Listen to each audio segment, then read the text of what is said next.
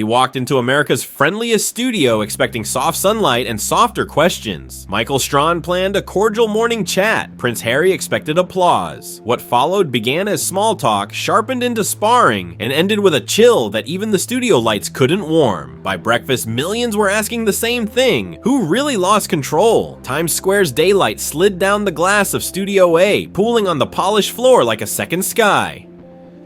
Coffee steamed on side tables. Floor managers floated in quiet figure eights.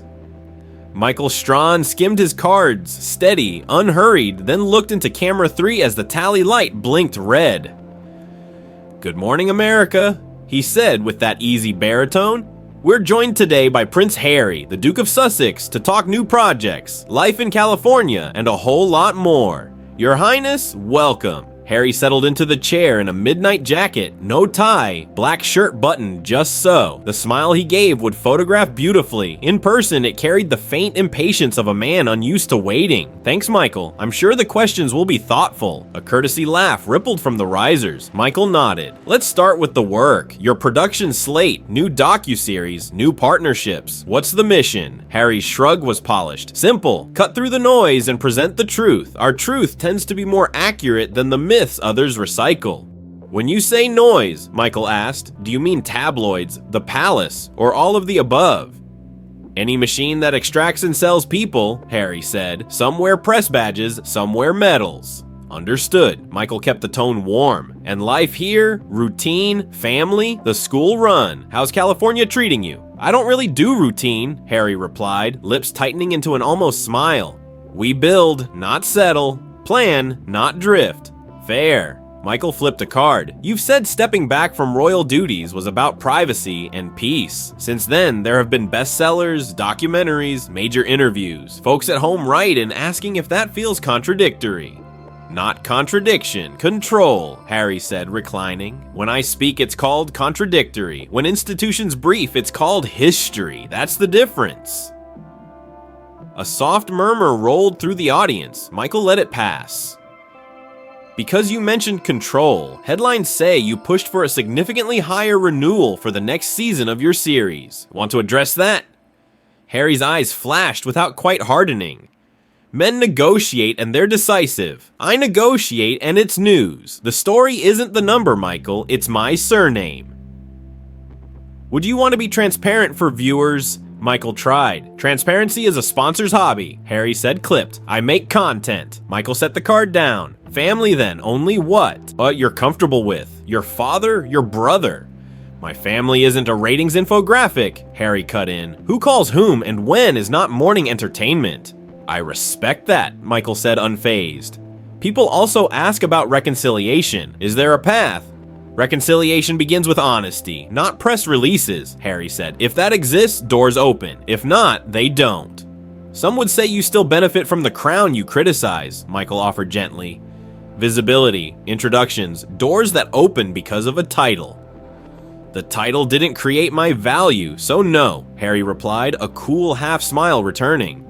"I made the title relevant. If a door opens, it's because of work." "Ever considered renouncing it?" Michael asked. "People don't bend the name they were born with to soothe strangers," Harry said. "If the word offends, they can avert their eyes." The room felt a degree colder. Michael met the moment with calm. "Viewers are on your side when they feel they understand you. That's the goal here." "My sentences are sufficient for understanding," Harry answered. "I don't require interpreters." Michael's smile thinned, still kind.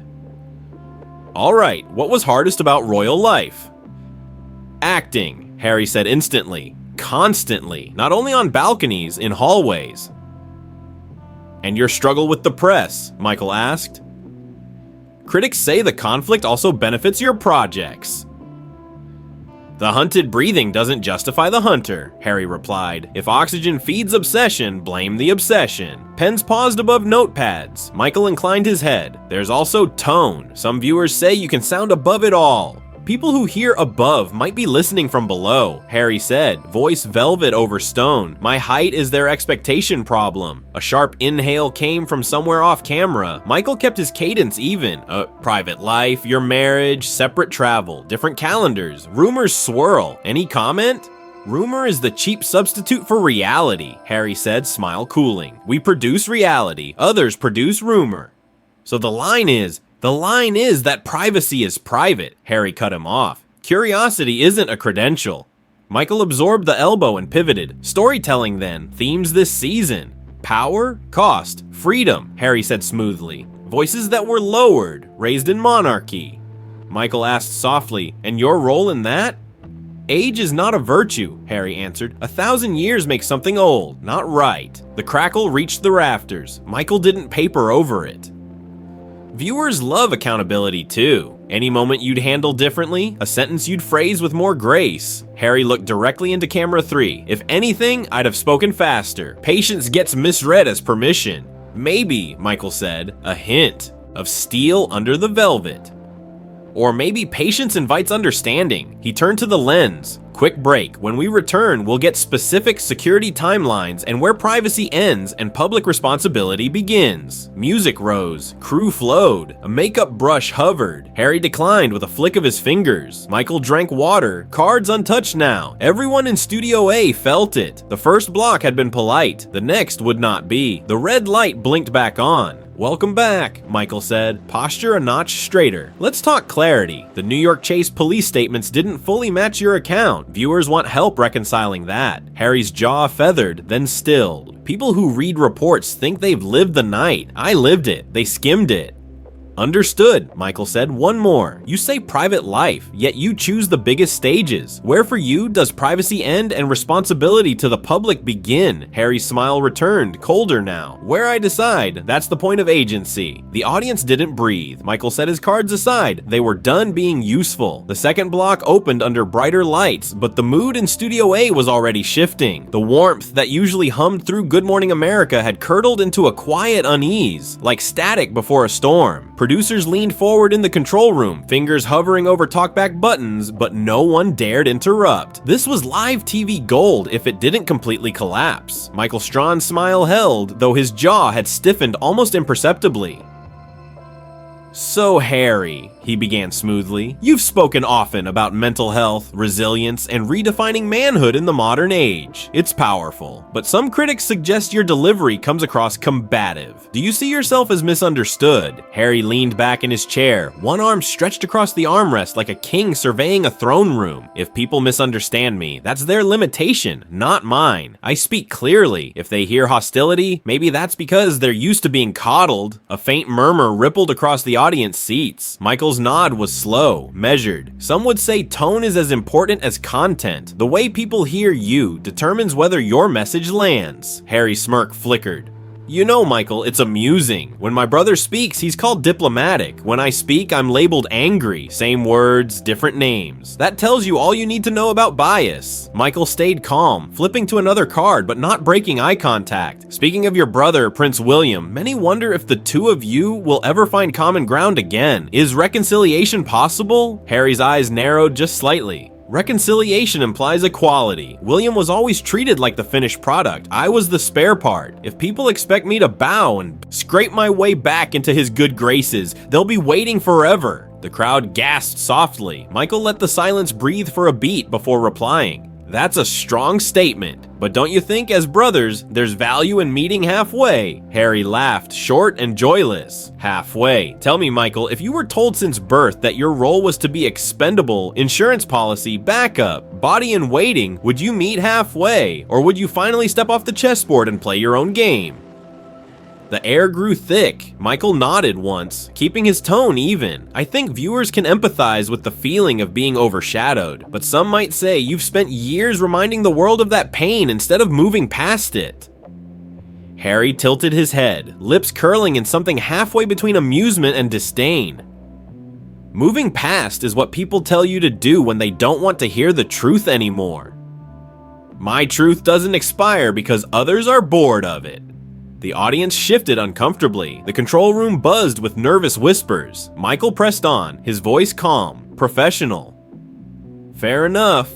Let's talk about your mother. Princess Diana is remembered as a symbol of compassion, dignity, grace under fire. Do you feel your choices honor that legacy? Harry's expression hardened, his posture tightening for the first time. I don't need a morning show host to grade my relationship with my mother's memory. She lived it. I live it. Everyone else is just speculating. Michael's eyes flickered, but he didn't bite back. Respectfully, Harry, the public remembers her as much as they remember you. They care. They want to know. They want to consume. Harry interrupted sharply. Diana was devoured by public hunger, and now you want to hold me accountable to the same appetites. That's rich. The crowd murmured louder this time, uneasy. Michael clasped his hands, leaning forward silently. I want to understand whether you believe your actions, your interviews, your series, your book are in line with her values. Harry's laugh was cold, almost mocking. Her values were compassion. Mine is honesty. Sometimes honesty doesn't look gentle on camera, but it's still true. Michael inhaled slowly, steadying his voice. Some critics argue honesty can also become cruelty when it's wielded without care.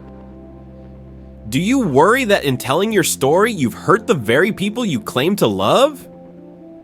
Harry crossed his legs, leaning back with an air of superiority. If the truth hurts them, then maybe the issue isn't the truth, it's them. The studio froze. The silence that followed was heavy enough to smother.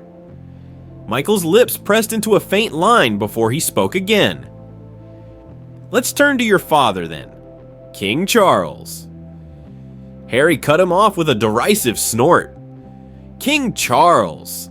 Amazing, isn't it? A man spends decades waiting for a promotion, and suddenly, he's a saint. He's not my king. He's a man who failed my mother and treated me as collateral. Gasps erupted from the audience. Someone in the back whispered, "Oh my God?" Michael's expression remained controlled, but his voice dropped half a note. Harry, these are strong accusations. Millions respect your father. Millions didn't grow up under his roof. Harry shot back. Respect is earned. Titles don't erase neglect. The tension in the studio was now razor wire. Michael pressed his hands together as if grounding himself. People watching at home want answers, not bitterness. They want to see growth. Growth doesn't always look polite on TV, Harry snapped.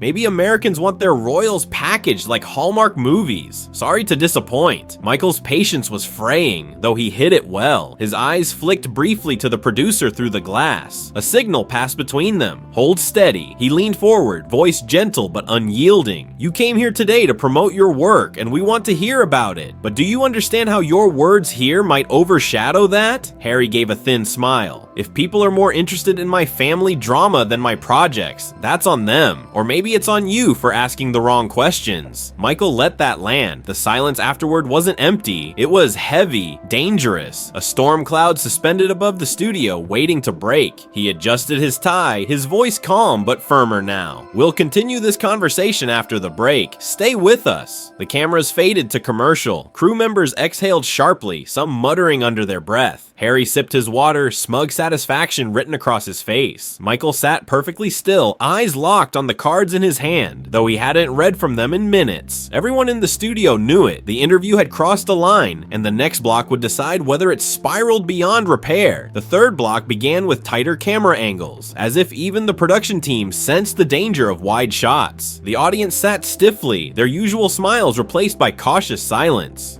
The Good Morning America theme faded into the background, leaving only the tension between host and guest alive on screen. Michael Strahan leaned forward, hands folded, his composure unshaken but his eyes sharper now.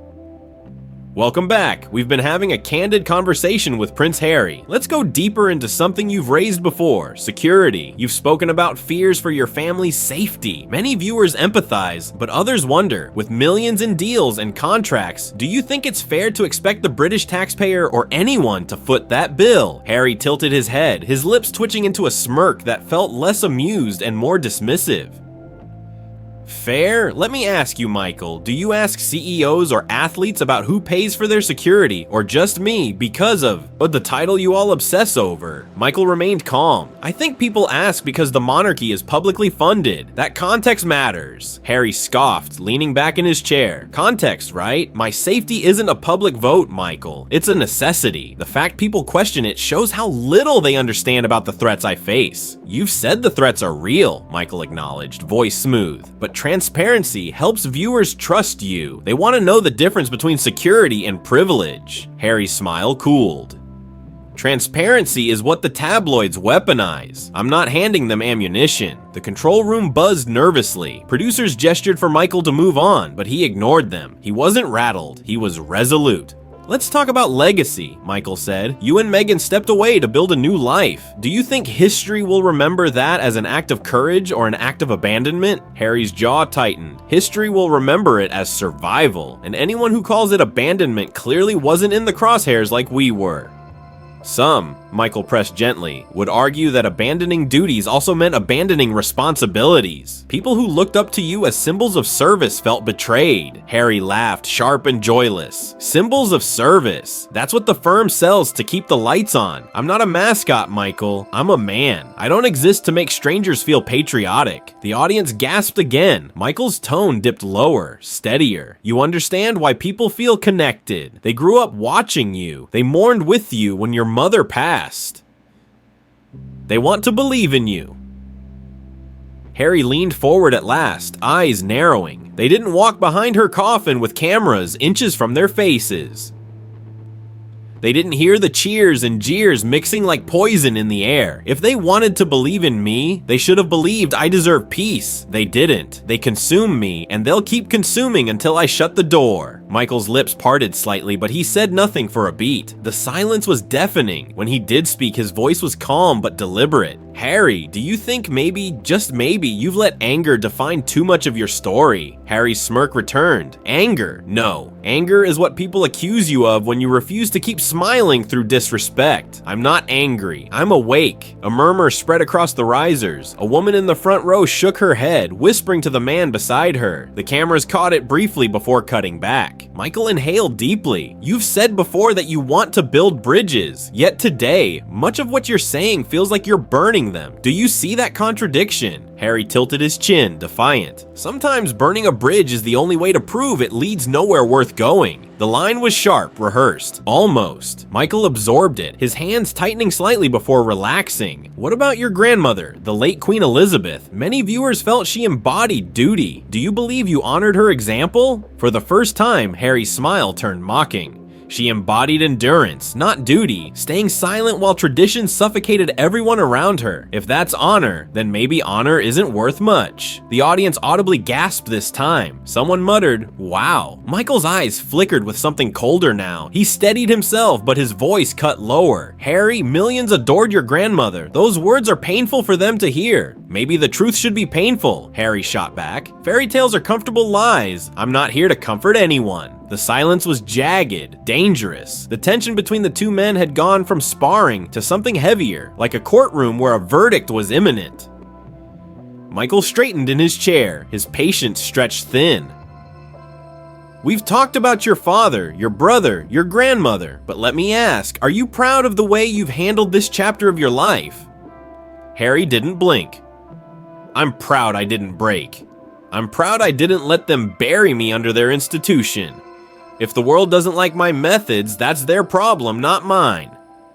The words hung in the air like smoke. The audience was silent, riveted. Michael's hands folded slowly, deliberately. His expression hadn't cracked, but behind his eyes, a storm was gathering. Then let me put it differently, he said, voice smooth as glass. Are you certain that history won't say you broke faith with the people who once believed in you? Harry gave the faintest shrug, smug and cold. History will say I told the truth, and if they don't like the truth, they can rewrite their fairy tales. The studio was now a powder keg. Every word, every glance felt like a spark drifting toward the fuse. Michael's composure held by threads, but even those threads were fraying. The control room didn't dare cut to commercial. They knew the audience at home could feel it too. The break was coming, and when it came, it wouldn't be subtle. The studio lights burned brighter than ever, though no one had touched the controls. It was the heat of the moment, the weight of words, the crackle of a room about to implode. Prince Harry leaned back with that familiar smirk, arms crossed, as if he were grading the show instead of participating in it. Michael Strahan, still seated with his practiced composure, took a slow breath. He had tolerated the deflections, the arrogance, the barbs disguised as wit, but this wasn't an interview anymore. It was a live unraveling. Harry, Michael began, his tone firm but still polite. You've said a lot about truth tonight, about fairy tales and survival, but let me ask you this plainly. Do you believe you've lived up to your mother's legacy? The name alone shifted the air. The audience hushed instantly. Even Harry's smirk faltered, but only for a second. Then he leaned forward, eyes narrowing with defiance. My mother, Harry said sharply, would have despised what the monarchy did to me. She'd have told me to get out, to save myself, to choose happiness over duty. So yes, Michael, I think she'd be proud. Michael's jaw tightened. Proud that you've cut off your family. Proud that your brother shoulders the responsibility alone while you tear down the institution from across the ocean. Harry snapped back instantly. Proud that I refused to be their puppet. William chose his chains. I broke mine. The words rippled through the audience. One woman in the front row whispered, "Oh my God," loud enough for a microphone to catch. Michael's composure began to crack, his voice now carrying an edge. So, you think your mother would be proud of you attacking your family on live television? Of you building an empire out of resentment? Is that really what you believe, Harry? Harry sneered. I believe she'd be proud I didn't let her fate become mine. You wouldn't understand. You never lived it. That was the moment Michael sat forward, his voice dropping low, the velvet gone, steel in its place. No, Harry, what I understand is that your mother gave her life in service, and you've spent yours running from it. You talk about survival, but what I see is a man so consumed with being the victim that he doesn't realize he's become the problem. The audience froze. Even Harry blinked, but instead of softening, his arrogance doubled down. He let out a short, bitter laugh. You sound just like the tabloids, Harry said coldly. Another American pretending to know Diana better than her own son. Michael didn't flinch. No, I sound like someone who's listened long enough. And I'm telling you, Harry, this act, this arrogance, this endless deflection, it's not strength, it's weakness dressed up as rebellion. The air crackled. Harry's face flushed, his jaw clenched. But before he could fire back, Michael continued louder now, addressing both him and the millions watching. You want the truth? Here it is. You will never escape William's shadow. Not because he's better than you, but because you've built your entire identity around running from him. You will never honor your mother because you use her memory as a shield instead of a guide. And you will never earn the respect you demand because respect is given to those who show humility, not to those who sneer at it. The studio erupted in murmurs. Harry shot up from his chair, his face red with fury. How dare you? He began, but Michael cut him off with finality. This interview is over. The words rang like a gavel in a courtroom. Michael turned to the audience, his tone shifting back to steady professionalism, though his eyes still burned. Ladies and gentlemen, I want to apologize. You came here for a conversation. What you got was arrogance that no host, no platform should be expected to indulge. This broadcast cannot continue under these circumstances. Harry stood frozen, his chest heaving, his eyes darting toward the exit. Security discreetly moved closer, though Michael didn't glance their way. Prince Harry, Michael said firmly, turning back to him. This set is no longer yours. Please leave. The silence was absolute. Harry yanked off his microphone, tossing it onto the chair with a sharp clatter. He muttered something inaudible, half curse, half disbelief, and stormed off the set, his footsteps echoing in the stunned quiet.